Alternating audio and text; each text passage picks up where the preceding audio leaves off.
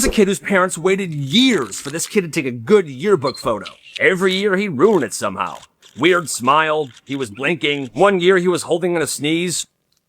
But by now he was in high school and his parents figured, okay, this could be it. He's finally old enough, this year he's gonna take a nice picture. So they bought him a really nice outfit specifically for picture day. And this year they ordered a huge photo package ahead of time to give to family members to get some framed, walnut-sized pictures for grandma. I'm Grandma. So the kid, looking sharp, he gets to school, he sits down, it's his turn. But then right before his picture, his friend hands him this enormous fake mustache. The kid sticks it on, and he's sitting there thinking, there's no way this photographer is gonna let me wear this, but we'll see. The photographer looks at him, adjusts the camera, and all the photographer says is, smile. Perfect. The kid couldn't believe it. The photographer didn't care. They took the picture with the mustache. A few weeks later, a giant envelope shows up to this kid's house. Oh, finally, the pictures are here. I can't wait to see how good they turn out. What? Boy, was she mad. But they paid for these photos, so the picture with him and the mustache on got framed on the wall. His grandma got a tiny little one with him with the mustache, and all was well, I guess. That kid is hilarious. This girl joined cross country at her school because all of her friends signed up. The problem was, after about 2 weeks of practice, she hated it. Every day she would come home saying, Dad, I want to quit. Her dad would always say the same thing. That's fine, but you have to call the coach and tell him yourself. But she was kind of shy, so she definitely didn't want to do that. Finally, she just asked her dad, Dad, can't you just call him, please? If you're old enough to decide to quit something, you're old enough to tell that person you're quitting. She kept putting it off again. She kept complaining after practice. Dad never changed his answer. Finally, one day at dinner, she dialed the coach's number and told him. The coach wasn't mad at all. He actually thanked her for calling and wished her luck on her future endeavors. That wasn't so bad, Dad. Sorry I gave you all that trouble. Hey, it's all right.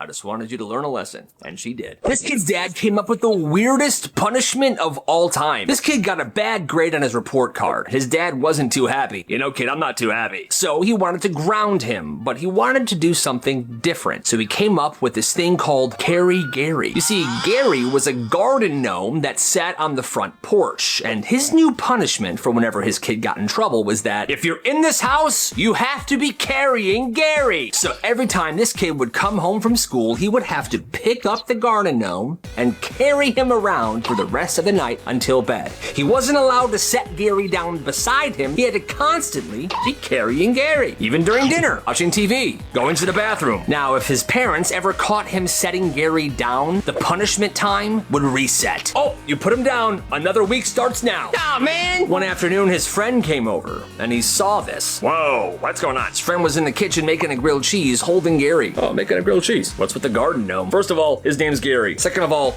don't ask. The longest time the punishment lasted was 3 weeks. And it's funny, because it's not really a punishment. He's still allowed to do stuff at the house. He just had to carry that dang gnome. That's hilarious. Every night at 8 p.m., this kid's parents would shut off the internet. It didn't matter what he was doing. And to turn it back on, you had to have the password. Homework, group projects, whatever, it didn't matter. At 8 p.m., the Wi-Fi was getting shut down.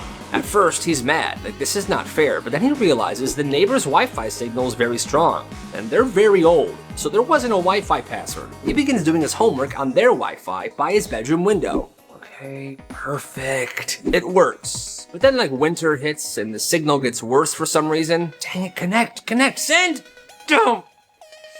He starts getting closer and closer to the neighbor's house. He begins sitting on his front porch, then outside their windows. This goes on for weeks. Sometimes the signal's better, sometimes it's horrible. Until one night, the signal was very bad, so he was sitting directly underneath their bedroom window. He didn't know it was their bedroom, but another neighbor saw it. What is that creep doing? And yeah, I guess it would look pretty creepy, this dude sitting outside the neighbor's window with a laptop. In the dark, the police get called, the cop shows up, he explains to them, I'm using their Wi-Fi. Mine gets cut off at 8 p.m. by my parents. I have homework to do. Cop's not even mad at him. He's like, where are your parents? The parents come out. The cop says, you shut off the Wi-Fi at 8 p.m.? He's got homework to do. Look what he's doing! He shames the parents. And the parents are very embarrassed because, yeah, that is the stupidest thing I've ever heard of. Nobody gets in trouble that day, and the parents stopped turning the Wi-Fi off. That's just wild. Every kid at this one school got a Chromebook. It was for homework, and they were allowed to take it home. Well, this one kid's mom wanted to punish her kids one day, so she took away the Chromebook so they wouldn't have access to the internet. Mom, I need the Chromebook. I don't care. I'm locking it up until your behavior improves. Okay, well, now, naturally, this kid's grades begin to sink because he doesn't have the Chromebook or the internet to do his homework every night. So the mom gets mad again. Your grades are absolutely horrible. Mom, you took the computer. I don't want to hear it. So the mom installs locks on this kid's bedroom door. And it wasn't like a cheap lock. It was a fingerprint lock. So if he wanted to sleep, he had to ask for permission. The mom also changed the house locks as well to only open for her fingerprint. So someday he would get home from school and he would have to wait outside. This is horrible. I hate my life. He explained to his teachers what was going on at home, and they tried calling the mom and talking some sense into her, but the mom always said, I know better than the school, I know better than you teachers, I know better than anyone, okay? This went on from when he was 14 to 18 years old. At 18, he moved out of the house immediately. And now the mom, of course, is like, hi, it's your mom. Why don't you come see me anymore? You never visit. He never visits. I wonder why. You either finished in 60 seconds or you failed. This was 8th grade, pop quiz day. But it wasn't just any quiz, it was Mrs. Lowell's quiz. Okay, pencils down at the timer, you have 60 seconds. There are 10 questions, you should be fine if you studied. 10 questions in a minute? Time's a part of the challenge. Welcome to real life, buddy. She sets a timer on her phone. 60, 59, 58. You can feel the panic. Kids are scribbling down trying to finish this 10-question quiz, and the buzzer goes off. Pencils down, I will collect these now. Everyone's groaning like they all knew that they just failed that thing. Next day, grades get handed back. One kid got 20%, one kid got a 50%, one kid got a 10%. Yo, this ain't fair, miss. You only gave us a minute. Yeah, and you should have been ready for the quiz. Just brutal. 2 weeks later, different day, the bell rings for class. There's no sign of Miss Lowell. A minute passes. Then 5. The whole class is just sitting there. Well, suddenly, one kid stands up and walks to the classroom door. He locks it. What are you doing? She says 1 minute's enough time to finish those quizzes. We gave her 5. Class already started. She's locked out. Shortly after that, she shows up and she tries to open the door. But obviously, it's locked, and she doesn't have her key. Unlock this door immediately. Nobody moves. You are wasting class time. You're a hypocrite, miss. You're late to class. Welcome to real life. You gotta respect the hustle. She's 20 years old, still living at home. She's in college. That's me. She's got 5 younger siblings. Almost every single day, she is the one cooking, cleaning, and driving the kids around. In this house, that's just how it works. Well, one night she gets home late. Her class gets done at 7:30. Normally she's home by 8, but on this day she stayed to talk to the professor a bit. No big deal, right? But she came home late. Walks in the house around 9:15. I cannot believe you. Her mom is super mad. The sink's full of dishes. There's no dinner. One of the kids had to be picked up from practice by somebody else. The mom says, you are absolutely useless. Excuse me? Her feelings were obviously hurt because she is definitely not useless. She does so much for her family every single day. Well, after her mom said that, she didn't fight. She just went right to bed. The next morning, she doesn't wake anybody up like she usually does. She doesn't drive anybody to school. And she doesn't make dinner that night. And then she does it again and again and again. And the house starts failing. Dishes are piling up, laundry doesn't get done, kids are missing school. Now everybody's angry at her. This is your fault. This is your fault. Useless. Milk. She realized all these things she was doing were expected of her. And when she stopped doing it, nobody stepped up to take over. They blame her. And shortly after that, she moved out. And her family hasn't talked to her since. That's messed up. This kid didn't talk until he was 5, and when he finally did start talking, he barely said anything. His vocabulary was only like 20 words, and he only talked when he was spoken to, and everyone already thought he was the weird kid. Well, one day, this kid is sitting outside of his house when his 10-year-old neighbor walks by, and the 10-year-old neighbor is a legit genius. He actually ends up graduating high school at 12 years old, but he walks up to this 5-year-old who barely talks, and he says to him, the answer to every question is observing. First of all, I have no idea what the heck that means, but the kid listened. Oh. He takes it very seriously and very literally. From that day on, every single question he gets asked gets the same answer. Okay, you. What is 2 times 2? Observing. What do you want for dinner, son? Observing. Okay, and how are you feeling today? Observing. At this point, people are freaking out. People made meetings, there was counselors and therapists involved. For almost an entire year, the only thing that this kid would say is observing. Eventually, after a few years of therapy, he began talking like a normal person. Hey, that's kind of hilarious. In elementary school, this guy had one friend. I have one friend. It's me. But the thing is, this kid got bullied a lot. So whenever his friend hung out with him at school, his friend would also get bullied. Dude, whenever I hang out with you, your bully also bullies me. I know, I'm sorry. So they made a rule. They wouldn't hang out at school. They wouldn't hang out at recess. They weren't friends in class. They only hung out after school where nobody could see them. That's messed up. So at school, this kid was pretty much alone. Well, one day during recess, a popular kid asked him if he wanted to kick a ball around. Hey bro, you want to play kickball with me? Sure. This was completely out of nowhere. He was shocked. This never happened to him. Well, they started actually having fun. That's when the popular kid said this. Dude, this is fun, man. You're not as bad as your friend says you are. What? Turns out that kid's friend was bullying him behind his back, starting bad rumors about how bad of a guy he was, being a complete two-faced jerk. He stopped talking to his friend altogether, even after school. And he actually became pretty good friends with the popular guy. Hey, what's up, Carl? Bro, leave us alone, man. We're having a conversation. Yeah, jerk. What a horrible friend. She told him to wash the car, and she gave him a bucket and a sponge. You should be all set. All right, I'm on it, Mom. So he goes outside with the bucket and the sponge. He sets the bucket right next to the car. I'm gonna put you right here. Then he goes to the side of the house and grabs the hose. Okay, got the hose. And he begins dragging the hose over to the bucket by the car. All right. But the hose is not long enough. It doesn't reach. Ah, great. So he turns on the water. Fill this bucket up, but how am I gonna do it? Just gonna launch it from here. And he begins spraying the hose and trying to arch it into this water bucket. Come on. But the bucket keeps tipping over. Come on. Not again. He adjusts his stance. He changes the angle of the hose. He's trying to find the best way to fill this bucket. But this kid didn't realize that he could just take the bucket and bring it to the hose and then bring the bucket back to the car. Like, at no point does that enter his brain. His mom's watching him through the window. I raised an idiot. I mean, yeah, kinda. This girl's in 8th grade. She's tiny, pretty short. Like, she barely comes up to anybody's shoulders. Well, her dad is a Brazilian jiu-jitsu teacher, and he taught her jiu-jitsu when she was very young. I want you to be able to defend yourself, sweetie, only if you need to.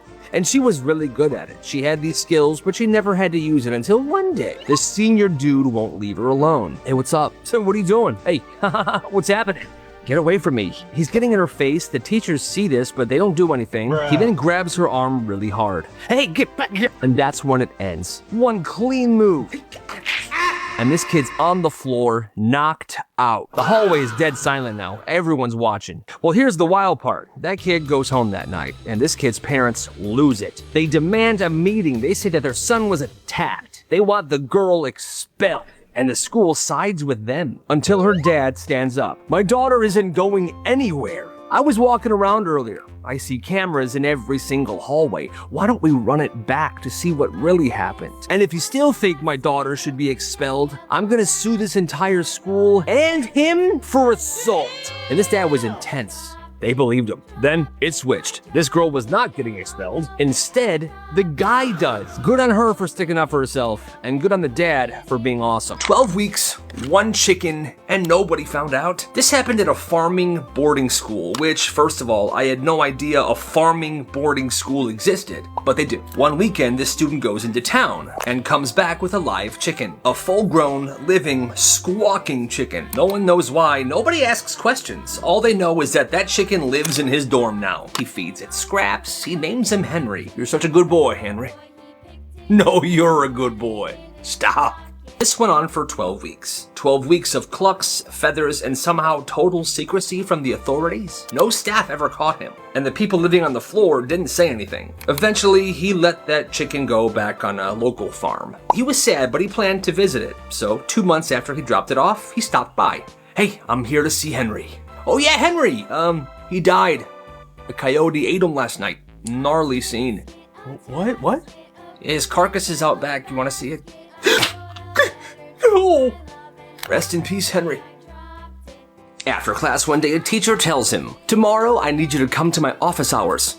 Oh, like right after school? Yes.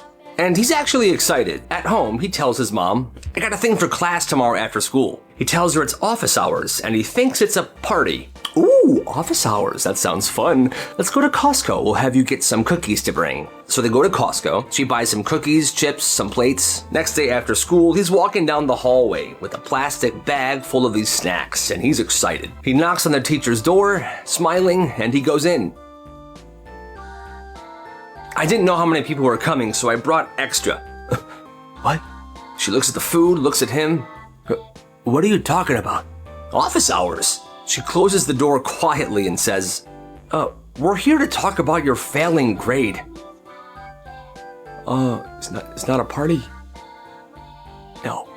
He sits down, defeated. He talks to the teacher and they have a plan to fix his failing grade. And as he's about to leave, all right, well, thanks. I guess I should go do my homework. And wait, I can't let you waste all the food.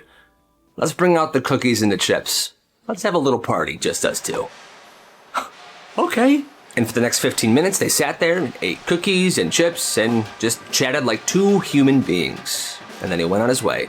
Hey, actually, that's a good teacher. At this school, there was a kid called the Mayonnaise Bandit. Every couple of days, somebody would grab a railing on the stairs or their locker and their hands would be covered in this slimy goo. It was mayonnaise. Mayonnaise! It was believed to be a one-time prank the first time it happened, but then it happened again and again and again. People were just avoiding the railings. The janitors would clean them every afternoon, but the mayo always came back, and they began checking the cameras. The person that did this was wearing all black. They couldn't see his face. He would do it at the strangest times, usually very early in the morning. They never knew how he even got into school that early. Months later, they finally caught this kid. And it wasn't because of the cameras or any tips that students gave in. It was because a teacher noticed one of her students unzip his backpack to grab his notebook. And inside, they saw a giant jar of mayonnaise. He was caught mayonnaise-handed. And he was suspended. Gotta respect the bandit. This kid carried 2 lunch boxes to school every single day. One was a normal insulated lunchbox. It had his food in it. The other was a very old, dirty, dented metal lunchbox. He never opened it, and he never let anybody touch it. His friends always asked him, "What's inside that lunchbox, bro?" He would just smile and say, don't worry about it. By middle school, people just started making fun of him for it. Weirdo's got 2 lunchboxes, and that one's a nasty one. Yeah, he's probably got boogers in there. Well, he didn't let this bother him. He went through all the middle school, and on the last day of 8th grade, his friend asks him, "Bro, seriously, what's in there?" He opened it. Inside was tons of notes. Hundreds. Every single lunch note his mom had packed for him since he was in kindergarten. Good luck on your spelling test. Love you, son. Happy birthday. Can't wait to hear about your test. He never threw them away. And that old metal lunchbox was the very first lunchbox his mom ever bought him. When it got too beat up and rusty to carry food, he just bought another one. But he still carried the metal one around with him. He said that those memories, those notes, were way too valuable to throw away or leave behind. And every day he would read them, and it gave him a little bit of a pick-me-up. That, my friends, is beautiful. It started small. This kid brought a few things from home that day. A headphones, a hoodie, and some random collectibles. And somebody jokingly goes, "I'll trade you my Jordans for those headphones." He says, "Okay." And that's the moment it clicks. The next day he comes to school and that duffel bag he brought of stuff is heavier. And he starts telling people during lunch to meet him in the bathroom. And everything he had was up for trade. "Okay guys, line up. Here's what I got. What do you got?" And the value is negotiated right there on the spot. A hoodie for a watch for AirPods, AirPods for a portable speaker shaped like SpongeBob SquarePants, a portable speaker shaped like SpongeBob SquarePants for a porcelain plate that someone stole from their grandma's house that's worth a lot of money. Okay, I think we all did good today. We happy? Yep. Perfect. By week 3, there's a huge line of people holding random objects trying to trade with this kid, because the best part is you were never sure what he was gonna bring. Some of the stuff that was traded included shoes in a plastic bag, electronics, gift cards, jewelry. Bro, that's a PlayStation 5. I know. Now say you wanted something nice, but the thing you had to trade didn't equal the value. Okay, I'll trade you this for that, but tomorrow you gotta bring me something else to make it even. Deal. So now there's credit on the line. And that's when it gets dangerous, because if someone didn't follow up with their end of the deal, there was arguing, fights, full-blown bathroom brawls. And then came the bandits. bigger kids that stormed into the bathroom one day and stole everything. Hey, Pipsqueak, give us the stuff. I knew I should have hired security. That's another lesson. Always hire security. The school then gets involved in a pretty major way. Suspensions, confiscations, meetings with parents who are finding out for the first time that their kid traded their family heirloom for a frickin' SpongeBob speaker. That bathroom was closed down for the rest of the year. But nobody ever forgot that underground trading post in the school bathroom. He ended the bully with one sentence. This happened in 10th grade, one of those chill Fridays. Our assembly ended early, everyone's hanging out in the cafeteria, then you hear it. Bro, what even is your outfit? It's Dylan, popular kid, big mouth, always has something to say. Well, he's talking to this kid named Micah. Micah's wearing a hoodie and brown corduroys. It's a chill outfit to me, you know? Where'd you get those pants? Grandma's closet? All of Dylan's cronies laugh. Micah looks up, doesn't flinch, doesn't smile. He just says this. How many days in a row are you gonna wear those sweatpants? Everything stops, even Dylan gets quiet. Like, legit question, 5, 6 days? Somebody behind Micah says, it's been at least a week. Dylan looks down, gray Nike sweatpants. It's true. They're just comfy, man. Oh, got it. Just checking.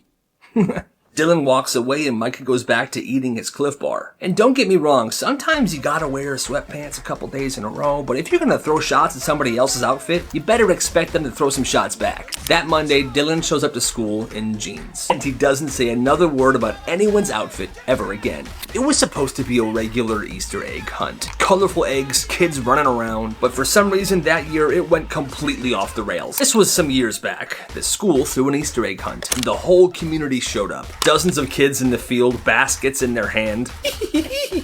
And then there's the parents. Stick with me, sweetie. I know where they put the gold ones. Don't just stand there. Go right there, under the bench. They weren't just cheering them on. They were coaching them. They were controlling the situation. Some parents are diving through bushes. Oh, I see one. Get back.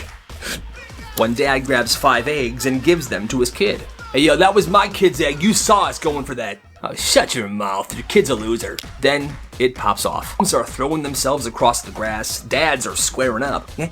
Come on, man. You want some of this? What you got, man? What you got, huh? Oh.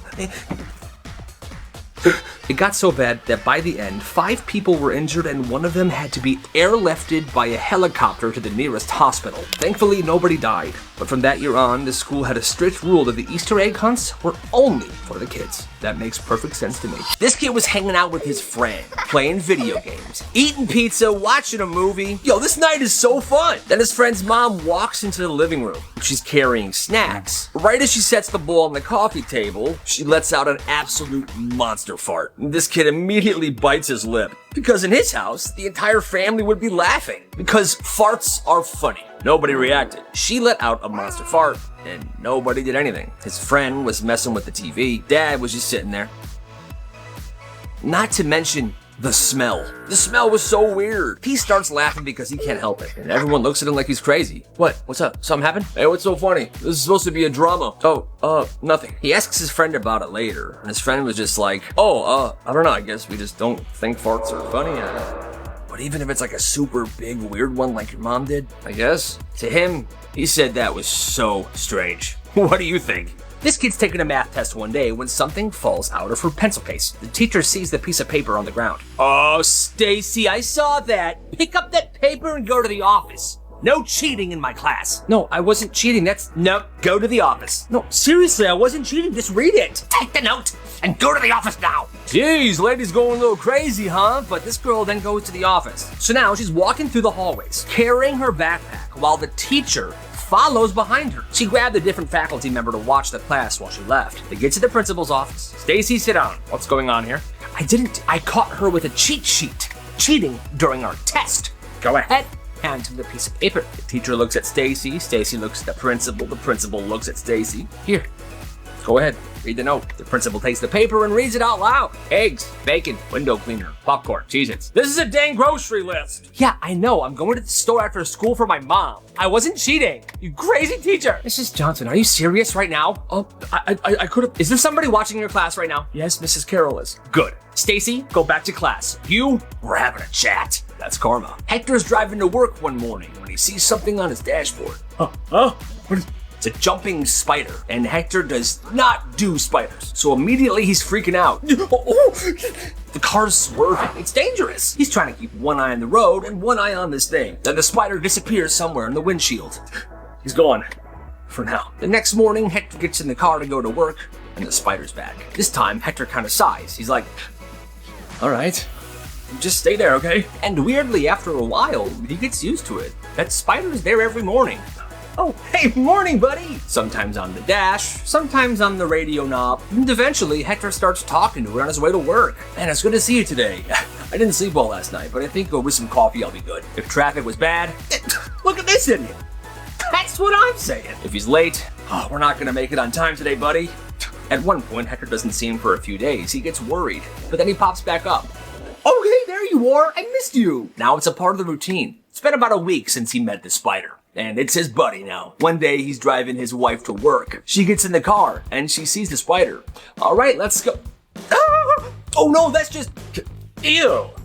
Don't worry, he's dead now.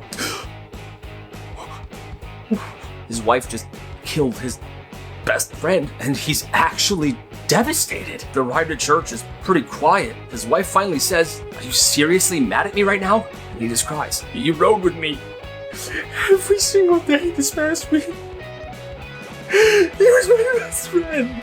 Rest in peace, man. Rest in peace." Man, that's sad. These are the worst parents ever. In this house, certain words were banned.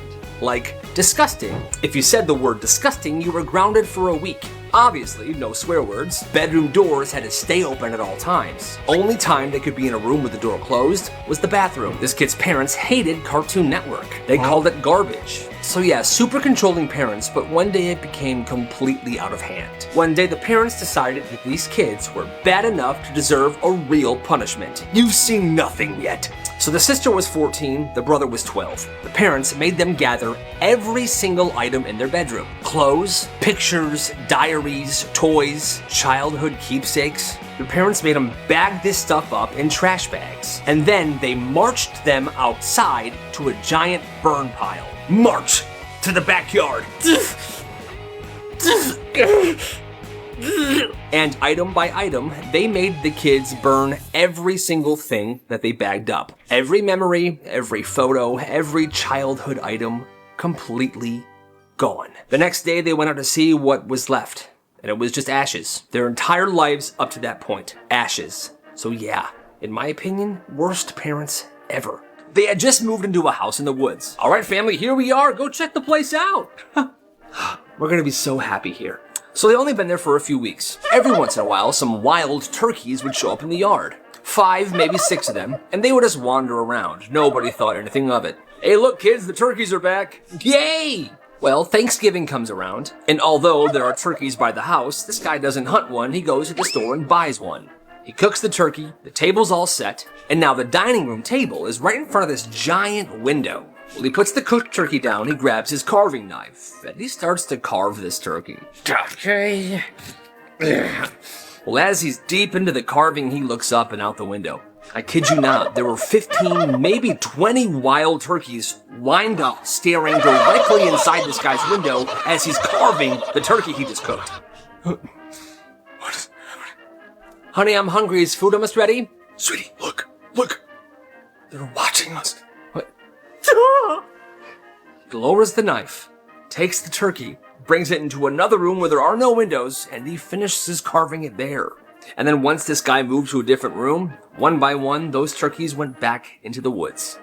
That is wild. This kid ran a movie theater out of his garage, and yeah, he made money. This happened last summer. This one kid in the neighborhood, let's call him Johnny, not a really popular kid, but you know, people didn't mind him. He had a brilliant idea. He set up a projector in his garage. He had a popcorn machine in there, and he lines up actual chairs with cushions on them, rows A through D. He charges $3 for admission and $2 extra if they wanted popcorn. And business was immediately booming. Every night, new movie. One night, it's Kung Fu Panda 2. The next night, Jaws. Friday night, playing Ratatouille. He does double features on weekends. By mid-July, the whole block's pulling up. Parents are sending kids with snacks to share with everybody. Some dude's dad is grilling out hot dogs in the driveway. It's a whole thing. It becomes this amazing, beautiful frickin' movie theater on someone's cul-de-sac. But it did go sideways for a second. One night, the theater was showing The Meg. You know, big shark movie. I've never seen it. But some kid brought his little brother, and this movie caused this kid's little brother to absolutely freak the heck out. Crying, he's horrified. This kid's parents shows up and they're super mad. That night the movie had to be shut down. Yeah, I'm not sure if your kid is qualified to run something like this. Yeah, well, your son's a little baby. Excuse me?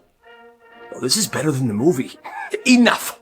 Johnny's mom was finally like, you know what, that's it, no more shark movies, keep it all PG. And for the next few films, he did. But then he went back to playing the variety of movies that he really enjoyed, and it was fine. He ran this theater for 42 nights straight. And by the end of summer, he made $300. Man, that sounds like the perfect frickin' business. And you know what?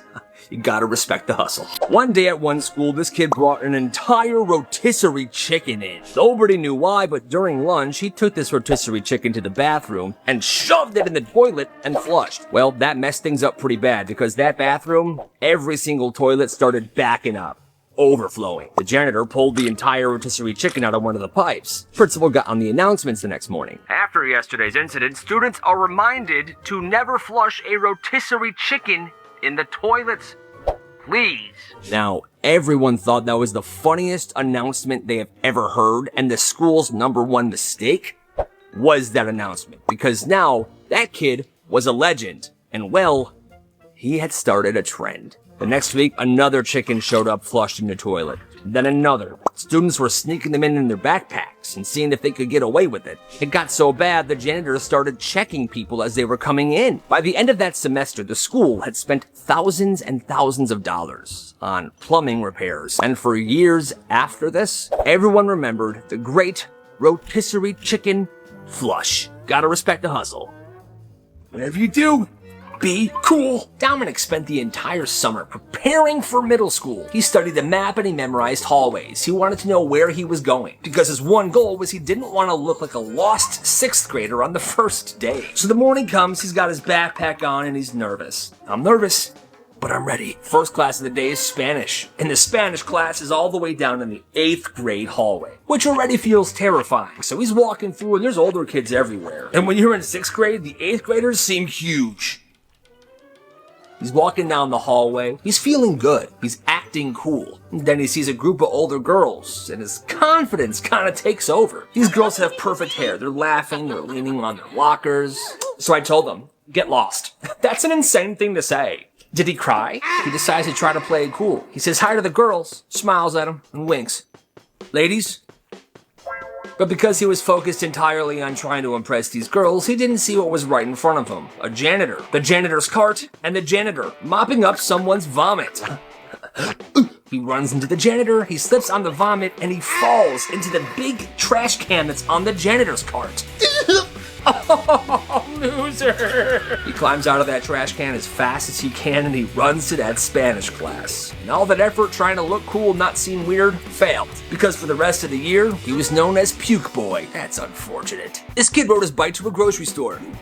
Yeah. He's using some of his summer job paycheck money to buy some snacks, chips, and sweets. He buys them, goes outside, and sets down the bag while he's unlocking his bike. Yeah, set you right here, unlock the bike. When he unlocks his bike and looks around, the bag is missing. What is it? That's when he sees this kid, younger than him, stuffing the stuff in his backpack. And the kid runs home. Yo, what the heck? That's it, I'm gonna follow him. He takes his bike and follows this kid to his house. Knocks on the door. The mom answers. Yes? He stays calm. Yeah, your son took my stuff. I got some groceries and some snacks. I saw him put it in his backpack and run away. I just want it back. My kid would never steal. I saw him do it. If you don't leave my house right now, I'm calling the police because of harassment. Well, he doesn't leave. They call the police, and 5 minutes later, the cops show up. They hear both sides. They then say, kid, open your backpack, please. Okay. And there the stuff was. Chips, sweets, everything. Yeah. Give it back, please. Give him the stuff bag. Cops leave, the mom shuts the door in this kid's face, and they go their separate ways. But that's so embarrassing for that mom. That kid didn't learn anything, because a couple days later, he went to the guy's house that he stole stuff from, and he threw eggs at it. What a little jerk. She banned calculators, then this happened. This teacher was a strict math teacher, one of those no calculator types, which is lame in my opinion because screw math. But anyway, class, you will never need a calculator if you're actually smart. She said that at least once a week, always with a little smirk. Like she's trying to be inspirational, but she just comes across as condescending. One day, she's flying through problems in the board, she's fast, she's confident, she's feeling herself. Okay, 12 times 6, that gives us 64. Eh? The kid in the back, Brady, raises his hand and goes, Miss, you mean 72, right? Excuse me? Yeah, you said 12 times 6 is 64. It's 72, miss. She looks at the board and she slowly erases it and changes it to 72. Awkward. Then Brady from the back goes, maybe you should use a calculator. Yeah, miss. What now? She's actually dumb. Yeah. He's a calculator, idiot. You smell like my dad. I hate braces. Mikey got braces right before freshman year, and he really didn't want anybody to notice. So the whole summer, this dude's in the mirror practicing, smiling with his lips closed, talking differently. Hi, my name's Mikey, how are you? Laughing without showing teeth. Fully rehearsing these facial expressions. First day of school, he thinks he's got it under control. Then English class happens. Also, Mikey's mouth was messed up. He had those rubber bands in different places. Well, the teacher asks a question, calls on Mikey. So Mikey, what do you think they did with all the cows? And Mikey responds something that made himself laugh. They made milk. He smiles big, his braces are showing, but one of those rubber bands that he has connected to his braces comes loose and just straight to the front of the room. Right into the teacher's eye. What was that? Oh no! It came out of Mikey's mouth. It was so unfortunate. Mikey was in the front row. Truly a freak accident, but Mikey was bullied for like a month.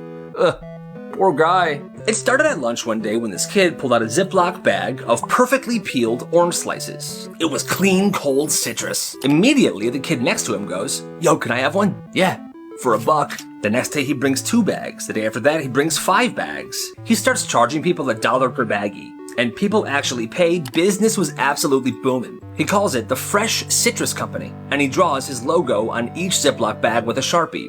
It's an orange with sunglasses on. Within a couple weeks, business was booming so much that he was bringing these unpeeled oranges to school, and he had hired 2 other students to help him peel them throughout the day. He had trained them on how to peel because part of his business was having the perfectly peeled orange slices. He called these guys his citrus team, and he split some of the profits with them. But it all ends when a teacher pulls him aside and tells him that he has to stop.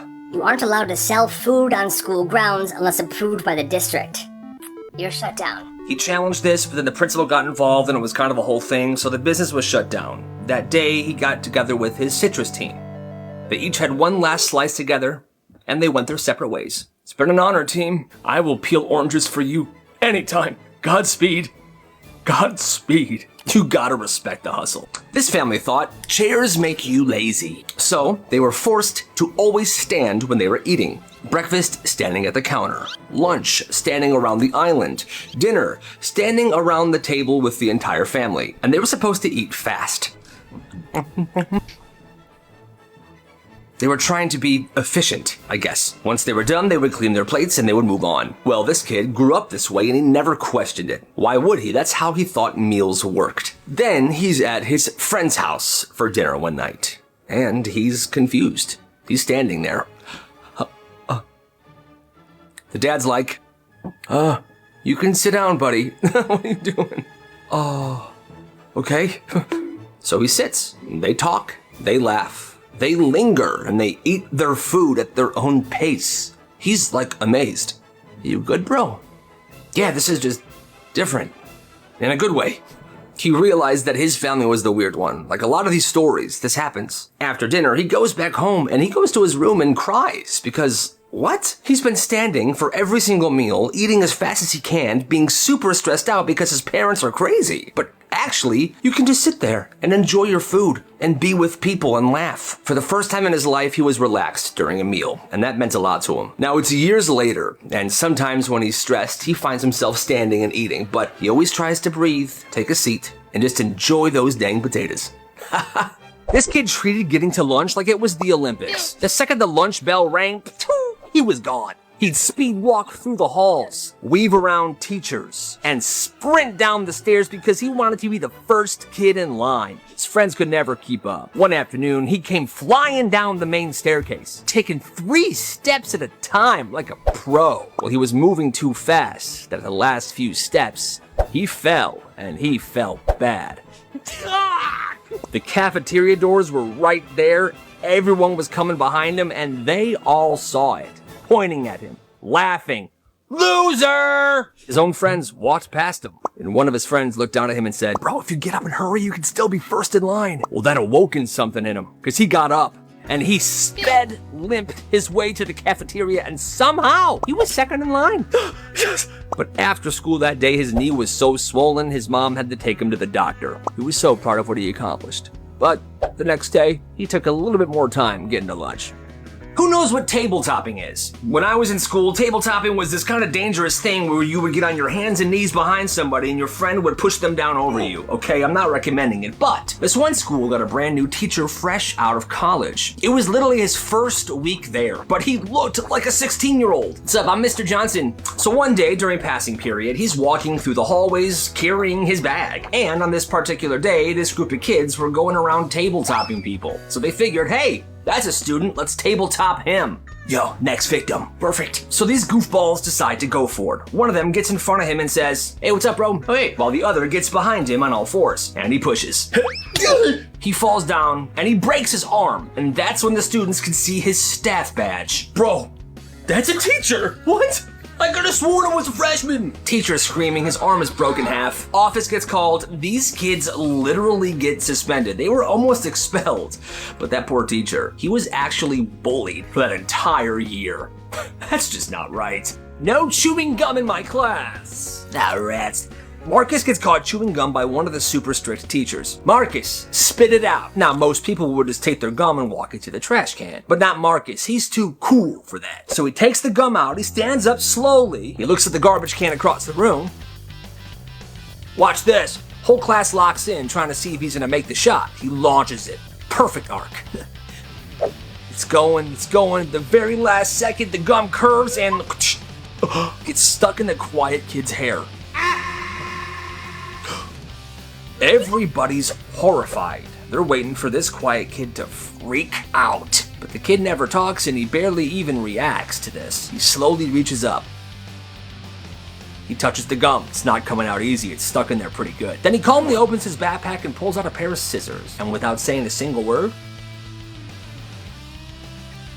he just cuts that chunk of gum right out of his hair. He sets the gum on his desk, puts the scissors back in his backpack, zips it up, and then he puts the hairy wad of gum in his mouth and starts chewing it. Goes right back to taking notes. The strict teacher's like, you know what? He can chew it. I'm not dealing with that. Yeah, that kid's pretty weird. She got the question right. No, she didn't. This girl comes home from elementary school one day. She's genuinely upset over one quiz question that she got wrong. I wrote here that a tomato is a fruit. Sweetheart, a tomato is a fruit. You got that question right. And yeah, a tomato is scientifically a fruit. End of discussion. So the dad writes a note to the teacher. Hi, my daughter got this question wrong, but technically she is correct. A tomato is indeed a fruit. Thank you. The next day, his daughter comes home. Hey, Dad, she wrote you back. This is what the note said. She writes this. While a tomato is technically a fruit, because it is used like a vegetable, we are teaching students that it is a vegetable. That makes no sense. That makes no sense. The dad's just sitting there for a second, like, you're literally purposefully teaching students the wrong thing. A couple weeks later, that school has an open house. All the parents are invited, and that teacher is there. He walks up to her. Hi, I'm Mr. Johnson. Hi. So, what other completely false things are you teaching my daughter? She was stunned. Have a good night. Honestly, that makes no sense. A freezing rainstorm hits overnight. Morning comes, and every single porch on the block is a sheet of ice. People are stepping outside trying to go to work, but they're slipping all over the place. But one kid, Billy, he planned for this. He saw the winter storm warning early. So the day before, he went to Home Depot and he bought 4 giant bags of ice melt with his Christmas money. And that morning at 7 a.m., he's outside in slip-proof boots, dragging a red wagon full of salt. $3, I'll melt your whole porch and driveway. $3, I'll melt it all. And the people that didn't have salt themselves, because this was a very unexpected storm, they paid him. Take my money. Oh, take my money. Milk. So he's sprinkling, he's scraping, ice is melting, neighbors are getting to their cars, other neighbors see, they want to use his service as well. Business is booming on this crazy morning. And anyone who says, I'm not paying for your salt, fine, then you can slip. Wait, come back, here. They always give in. He made some really decent money that day, and ever since then, they called him the Winter King. He was a lifesaver, and honestly, genius. Gotta respect the hustle. You're trying to ruin my life. Ow. Jake genuinely believed his cat was ruining his life on purpose. Her name was Mildred, and he thought his cat had one mission: to destroy his social life. Because Mildred would pee on everything. His laundry, his backpack. One time, she went into his closet and tore up a bunch of his clothes. Everything is ripped. And the worst part was she wasn't even sick. He thought maybe she's acting out because there's something wrong with her, so he took her to the vet, but the vet's like, she seems incredibly healthy. Meanwhile, Jake's showing up to school smelling like cat urine. Dude, what does that smell? Oh, that's just Jake. What the heck? Jake knew it was Mildred's fault. Then it started escalating. She was pooping in his shoes, sleeping on folded clothes right after they were washed, so everything he wore was covered in hair. For years, Jake thought, this animal hates me. Fast forward 15 years, Jake is grown now. He's got long hair and he's living in an apartment by himself, and he still has that cat Mildred. One day, he's sitting on the couch watching TV. He looks down and there's Mildred. She's very old now, and she's huge, curled up in a ball right next to him. She's obsessed with being near him in every second. And one day it clicks. She just wanted me all to herself. Now, maybe that's true, maybe it's not, but all he knows is that 15 years later, he loves that cat more than anything. And she loves him. It's kind of sad and beautiful. There was a kid at school named Max, and they called Max the raccoon. Yo, what's up? Because Max could find furniture anywhere. Didn't matter what it was. Gaming chairs, mini fridges, lamps, half a trampoline one time. And whenever someone asked where he got it, he would always say, the curb, or garbage can behind Jewel. Now behind the school was this tiny little forest area that students were technically banned from going into, which obviously made kids want to go in there more. But one day, Max decides, I'm gonna build a hangout in the woods. So at first, he drags out 2 lawn chairs and a milk crate. Then the next week, there's a couch and a rug. Then somehow, a standing lamp connected to a generator. Every day after school, this dude is dragging more and more furniture out to this hangout spot, and it's looking awesome. And kids began to hang out there every day. Portable speakers, Uno games, snacks, the mini fridge. By springtime, there was multiple couches, Christmas lights. It was a complete vibe. People would literally say, hey, you going to Max's place later? And by that, they meant the woods. Teachers had no idea this existed until one day a janitor went back there and discovered what looked like a fully furnished living room hidden behind the school in a patch of trees. He gets the principal walks back there. What is... Oh my God. He had everything removed, but he did say, that's impressive. And it was impressive. This second grader decides, I want to do something nice for my teacher. So one morning before school, she's outside and she picks a few apple blossoms, enough to hold in one hand, and she was gonna give it to her teacher. She's gonna love this. She carries them all the way to school, and when it's time, she walks up to her teacher's desk. I got these for you. Now you would think the teacher would be like, oh my goodness, thank you. But where'd you get these? From a tree? Well, that's when the teacher snaps. You pulled these from somebody's tree in their yard. You stole them. No, I didn't. No, I don't want to hear a single word from you. I'm tearing these flowers up. I'm throwing them away. You need to learn about rules, young lady. This is disgraceful. Sit down. Absolutely heartbreaking. This girl just wanted to do something nice and the teacher flipped out. Later that day during recess, her older sibling finds her. She was crying alone. Oh my God, what happened? She explains the situation. Well, he was ticked off. He storms inside and he yells at that teacher. What'd you say to my sister? She was trying to do something nice for you today. You know where she got those flowers? From our backyard. Yeah, the flowers were their family's. She didn't steal them from anybody. The older brother then got a detention for yelling at a teacher, but he doesn't care because the way that teacher treated his little sister was unacceptable. That's a good brother. That's a bad teacher. There was a family who kept the same gallon of unopened chocolate milk for 6 years. When the dad bought it 6 years ago, nobody was allowed to drink it. He was convinced that unopened food and beverage would become a collectible and rare over time. He started referring to the milk as an investment. Every few months, he would take it out of the fridge, polish it down, and put it back in the exact same spot. The kids weren't even allowed to move it. One afternoon, the son was moving it around looking for a juice box in the fridge. Careful! That could pay for your college one day! Sure it will, Dad. Sure it will. He's insane. They all thought their dad was insane, but the dad kept researching old food online, on eBay, and kept showing the family. See, look, this unopened bag of chips sold for $2,000 last year. Yeah, Dad, that's chips. You're saving milk. Eventually, he bought a tiny refrigerator just to keep this gallon of milk in, and he put a lock on it. The family begged him to throw it away every single day, but he wouldn't. By the end of year 6, this gallon of milk was getting swollen. And one night, they heard a pop coming from the garage. He goes in there. The milk carton had exploded in that tiny fridge that he bought. The smell was so bad, they had to hire a crime scene cleanup company to come and clean it up. This kid said his dad wouldn't stop crying for days. That's pretty sus. This kid would fight with his sister every day about who got to use the TV remote. They only had one television, and whoever had the remote in their possession would control what everyone watched. One afternoon, this kid grabbed it and switched on his favorite show, but he turned off the show his sister had been watching. Hey, that's not fair. Yeah, it's fair enough. She climbed across the couch. She grabbed his wrist, and they started wrestling for the remote. The mom yelled from the kitchen, "If I have to come in there, nobody's watching TV for the rest of the week." They froze for about 3 seconds. Then they continued fighting. His sister finally snapped. She ripped the remote out of his hands and smacked him in the face. It didn't really hurt at first, but then it stung. He walked to the bathroom, looked at himself in the mirror, and that's when he saw it. Oh my God. There was a perfect rectangular mark on his face, and inside the rectangle, backwards, but completely readable, it said, "Made in China." Oh God! Their mom took one look at it and knew exactly what happened. Both of the kids were grounded from TV for the rest of the week, but that mark remained on his face for a long time. He was walking around looking like he'd been manufactured overseas. It's insane. When he was 10, his grandpa asked him, "What do you want for your birthday?" And he says, "A brick." "A brick? Why?" "Because my parents still have the super old TV. If I throw a brick at the TV, we'll have to get a new one." Oh, I'm just kidding. Maybe just some Pokemon cards or something. The grandpa just smiles and nods. A couple months later, this kid's birthday comes around, and there's a beautifully wrapped present on the table. Heavy, perfect corners. The kid opens it. Inside was a single brick. The grandpa's losing it. "You're crazy. I can't believe you remembered." And the grandpa leans in and says real quiet to him, "Wait till your mom's in the kitchen and then waste the TV." So the kid's mom goes into the kitchen to grab the cake. The kid takes the brick, smashes it in the TV. TV is destroyed. What happened here? Now we gotta get a new TV. Yes. The grandpa took the blame for throwing the brick at the TV.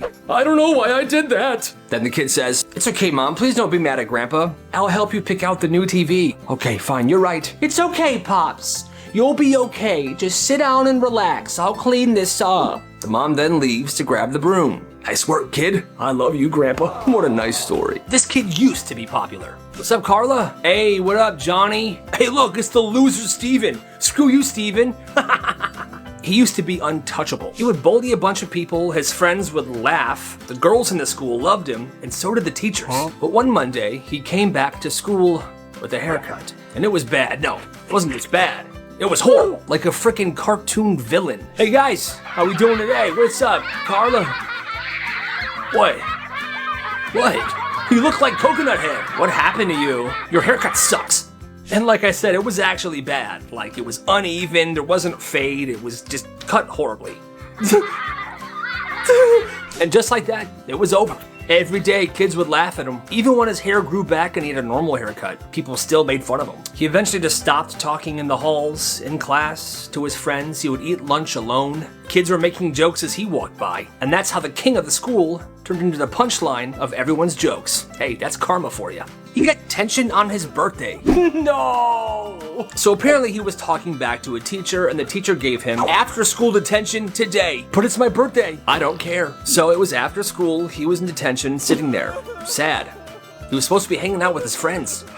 Sucks so bad. But then the detention room door busted open, and his 5 best friends walked in. "Hey, yo, happy birthday, bro." "What's up, brother? Happy birthday, man." "Yo, what?" The detention teacher was like, "Hey, you guys can't be in here." "It's his birthday, man." Come on. One friend brought in cupcakes, soda, balloons, and they passed cupcakes and soda out to everybody in the classroom, even the teacher. Oh, thank you. Hey, we get a cupcake too. Of course, man, enjoy. This party's for everybody. And then they sang to their friend. Happy birthday to you. I blow out your candle, bro. And for the rest of the detention period, they were listening to music, eating cupcakes, and the teacher that tried to shut it down at first ordered a frickin' pizza. And by the end, nobody wanted to leave. You know what? There's still some pizza left and some soda. 20 more minutes, huh? Hey, nice! Honestly, best birthday ever. That's frickin' awesome. This kid had a fish allergy, and he always told his mom, "Mom, I can't eat fish, I'm allergic." And he's not like die allergic, but if he has fish, he'll get sick. Headaches, vomiting, but his mom refuses to believe him. "No, you're not. Eat the fish." She would force him to eat the fish, saying that he's not allergic, and then when he does eat it and gets sick, she gets annoyed. "Oh my God, you're dramatic. Clean up after yourself." Well, one night, the mom's hosting a big dinner party. This kid is 9 years old. Everybody's eating. His mom hands him a fish fillet in front of all the guests. "Here you go, sweetie. Eat this. Let me know how it is." "Mom, I told you I can't eat fish." "That's not true. That's not true, everybody. Eat the fish." That's when the kid realized, okay, I'm gonna eat the fish. He eats the fish. Everybody's watching. 10 minutes later, he walks back into the kitchen. "Oh, did you like the fish? You want more, I bet, huh?" "No, Mom, I..." Pukes all over the mom and the table. The guests are shocked. "Oh my God, clean up an aisle fish." "Milk."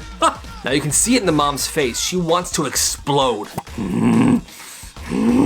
Kid's like, "Do it, Mom. Everyone will see who you really are." But the mom can't. Not in front of all her guests. So she flips. "Oh, my poor baby. I think you are allergic to fish. Let me go put you to bed."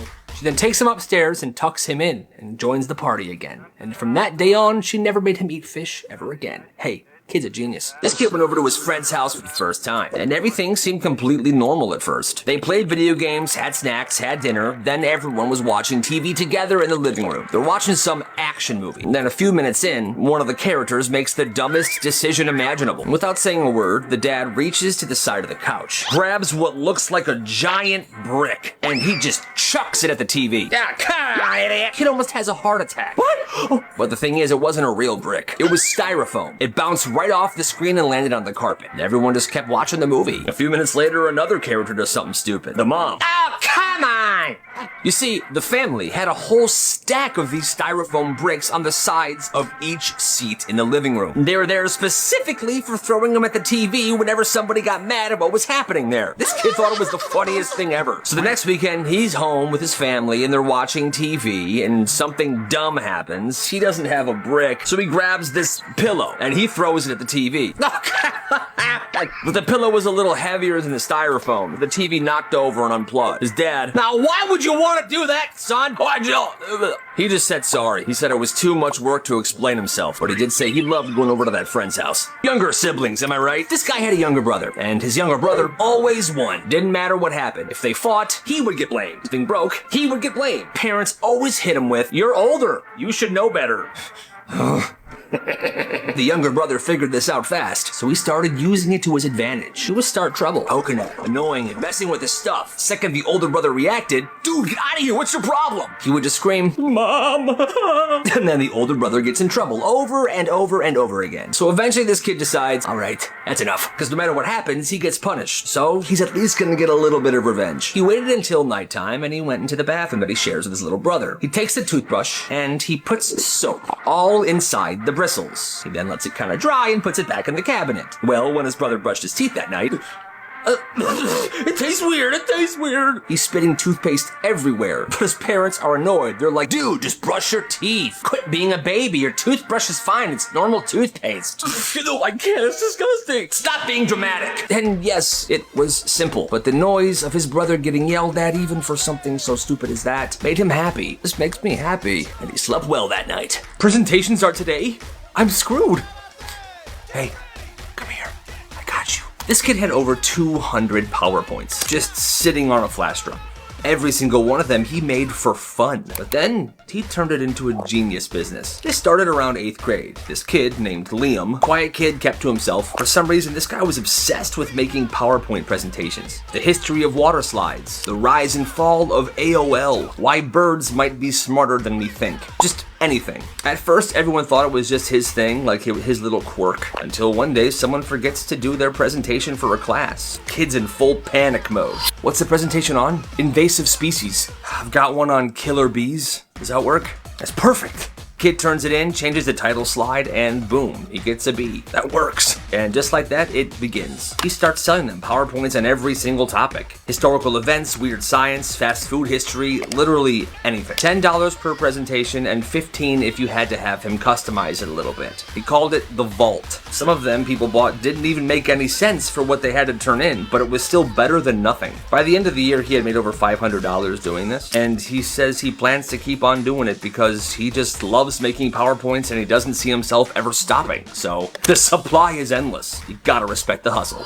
It was supposed to be a normal lunch period, but 5 minutes later the principal was on the floor. This happened at a high school. Two senior girls lock eyes. You told him I cheated?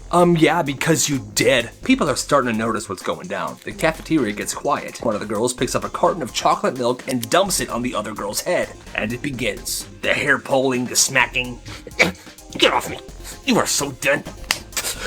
Lunch trays are flying around, people are backing up, the principal comes running in. Hey, break it up! That's when one of the bigger of the seniors just clocks him right in the gonads. He drops, the whole cafeteria gasps, and then she climbs on a table. You want drama? I'll give you drama. No. A full-blown elbow drop. Kids are screaming, some are cheering, most of them are recording, and that was the day of lunchroom beef turned into a full-blown wrestling match. Nobody forgot that day, ever. Especially the principal. One day, this group of middle schoolers decided they're gonna start a band. They got a rusty drum set, a broken amp, and one kid with a guitar who only knows like 2 chords. Well, here's what they did. They made flyers, and they put them around the school. Live garage concert, $1 admission, and they put the address. Well, after school, kids start showing up to this garage. The first day it was like 10 people, and these guys come out like they're freaking rock stars. What's up, everybody? What's up? You ready for a concert? And the people are like, yeah, sure, I guess. Just play something. And they launch into their one song. Garage music! Garage music! And it ends. That's it. Play something else. But they don't know anything else, so they just played the song again. Garage music! Garage music! And those kids left pissed off. But the thing is, people kept coming back every single week and paying the entry fee just so they could boo this band. Garage music! You guys frickin' suck! Yeah, you guys stink! Every time there was a garage concert, these students would bring different foods to throw at them. And the band, they didn't really care. Because they're making $15 to $20 a show for only like a minute of music. Hey, gotta respect the hustle. It's the middle of summer. No breeze, just that sticky sidewalk melting heat. And then the ice cream truck song. Every kid in the neighborhood stops when they hear it. Oh my god, it's here, guys, it's here! Yes! But it wasn't the ice cream truck. It was just Tyler, 11 years old, Bluetooth speaker in one hand and a cooler on wheels in the other. He's playing the ice cream jingle off a YouTube video. It just started walking the block. Well, kids come running out with cash. Wait, are you selling? Yep, got the stuff in my cooler. The prices are on the lid. He flips open the cooler. He's got everything. The SpongeBob pops, those like bomb pops, the strawberry shortcake ones, all perfectly frozen, bought in bulk from Costco. This kid is killing it. And the thing is, he would undercut the prices of the actual ice cream truck by $1, so his stuff was cheaper. By week 2, people were texting him to have them come by their house or their birthday party. It was a full-blown business. The real ice cream truck, out of respect, stopped showing up to this neighborhood altogether. This kid turned a Bluetooth speaker and a cooler full of ice cream into a full-blown empire, and that summer he made over $500. You gotta respect the hustle. One day, randomly, this kid told his teacher, "My grandma died." Oh my goodness, I'm so sorry to hear that. Well, that night, the teacher emails the mom. I just wanted to say, I'm thinking of your family. Deborah was such a good woman. May she rest in peace. The mom reads it, and she freezes. Wait, what? Her mother-in-law wasn't dead. She was literally at bingo that night. A few minutes later, a different mom from school calls her.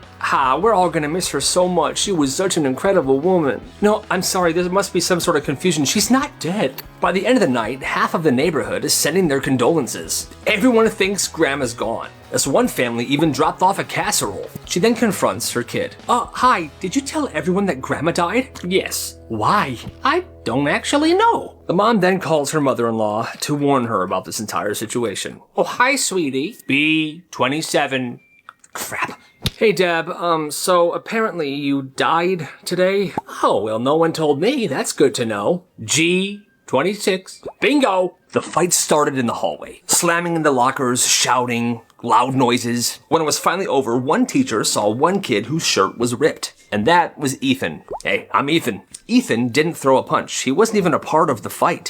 He was just the one who was trying to pull his best friend Marcus off of the other kid. So when the principal called Ethan to the office, Ethan just took the hit. Did you do this? Yeah, I did. And what about your friend Marcus? I saw him near you. Was he involved too? No, he wasn't. It was all me. He's suspended for 3 days. When he comes back, a few people treated him a little differently, like he was some sort of, bad kid. But a couple days later, his friend Marcus couldn't hold it in anymore. He felt guilty.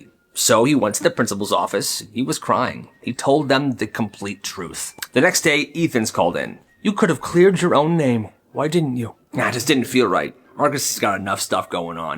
I'm incredibly proud of you, Ethan. I am. By the end of that year, Ethan's grades aren't perfect. But the principal writes him a college recommendation letter. And it was so good that he got into his first choice college. That's amazing.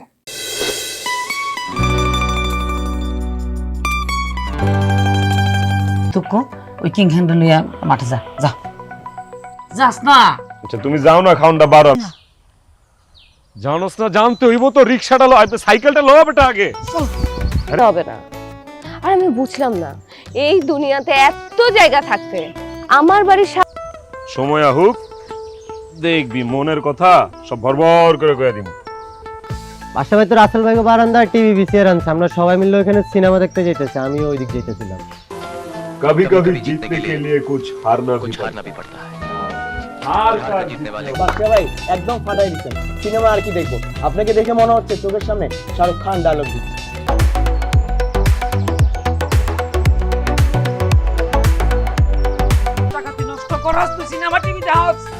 तुमने तो कहा था कि तुम्हारे पापा के सामने ये एक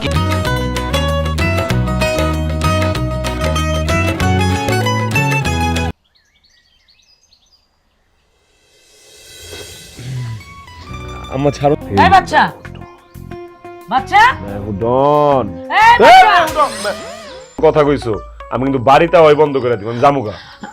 আব্বা রে, ও আব্বা তুকো ওই কিং হ্যান্ডেল নিয়ে মাঠে যা যা যাস না। আচ্ছা তুমি যাও না, খাউনটা বারো। শোনা,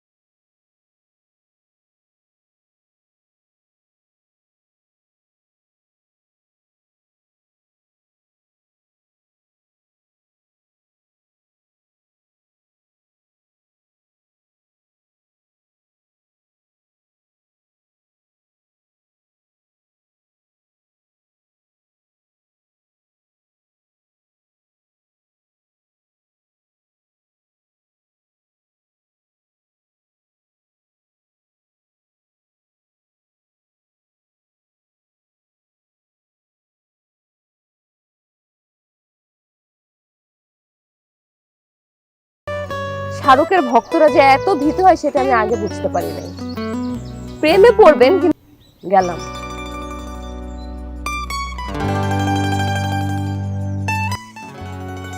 প্রথম প্রথম তো শাহরুখ খানের মতো হিরোইজম দেখাইছেন, আর এখন মনের কথা বলছি।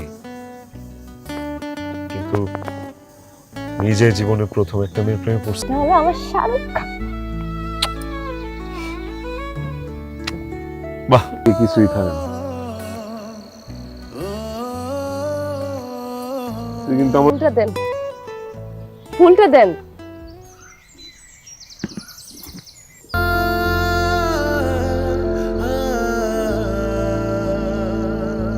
হয়ে গেছে। শাহরুখ খান কইছিল, আপনি জানেন আপনি আমার জীবনের প্রথম প্রেম। দেখ আমি তোর মা, আমি একটু হলে বুঝি। কেট কেট করে ঘুমটা ভাঙায় দিলা, স্বপ্নটা নষ্ট করে দিলা। ডন সিনেমার একটা গুরুত্বপূর্ণ দৃশ্যের মধ্যে আছিলাম, দিলাম টাকা পাইলি কই? তোমার বাদশাহ শৌচালয় ना मुमकिन है क्योंकि मैं हूं। আমি যাবো।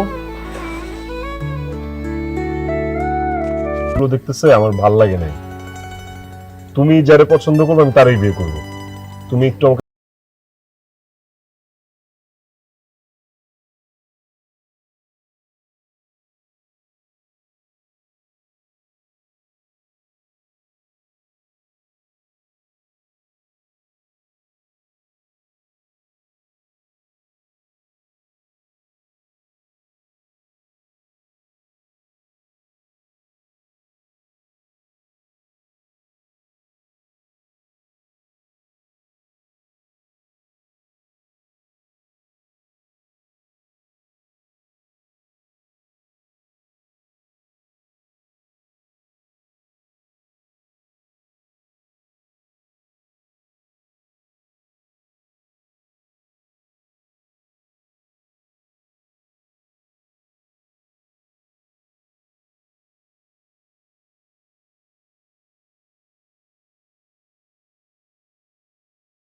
ঘুরি। আমার নাম কিন্তু বাদশাহ, বুঝলেন না? হ্যাঁ, আকাশটাও তালিবালি শুরু করছে। এই রোদ, এই বৃষ্টি, কালকে কাপড় দিয়ে শুকায় নাই। আমি তো গাদার মতো খাঁটি। बाजीगर कहते हैं। বাজিগার कहते हैं।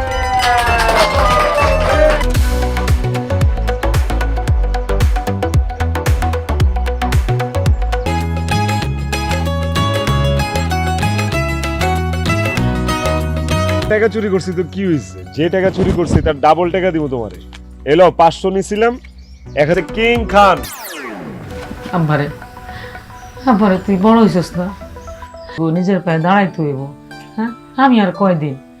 আর তাছাড়া প্যার হো। দেখো ভাই, তোমার কথা কইলাম একদমই ভালো লাগলো না। আমি তো আপনার ইচ্ছে করে ধাক্কা দিতে চাই না। ওই দিনের ঘটনা তো আমি মনেই রাখি নাই, এর জন্য আপনার দুঃখিত হতে। বললেন না? হ্যাঁ, নাম তো শোনা হোগা। হ্যাঁ শুনছি শুনছি, যান। বসেন। ধন্যবাদ। কি নাম? আখি,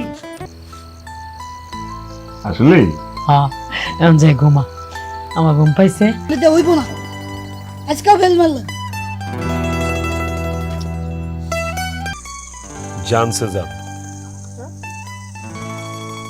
জীবনের চেয়েও বেশি এই দিলে कुछ कुछ होता है।